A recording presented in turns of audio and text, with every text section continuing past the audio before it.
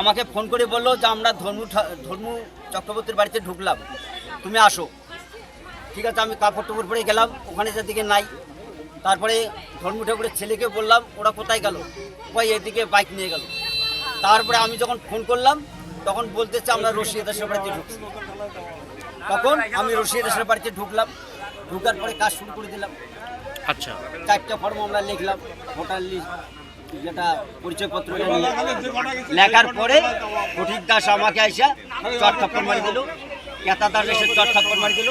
খইমালা মেয়ে ছেলে ও জুতের মালাটা আমার গলায় পড়ায় দিয়ে ধাক্কে বাড়িতে বাইর করে দিল। তুমি বাড়িতে বাইরে, ওইখানে তোমার কি আছে? এখন বিএলও কোথায় আছে? ও এখন জানি না কোথায় আছে, আমি তো মার খেয়ে চলে আসলাম। উনি টিমচের নেতা, উনি সরকারি বিএলও। উনি সরকারি বিএলও। ওর বড় ভাই হলো ব্লক সভাপতি। ওর বড় ভাই হলো ব্লক সভাপতি। আমি তখন এটাই ভাবতেছি, আমাকে এক জায়গায় ঠিক না দিল, আর এক জায়গায় চলে গেছে। তো সেখানে যাই তো আমার এরা এই ঘটনাটা ঘটে।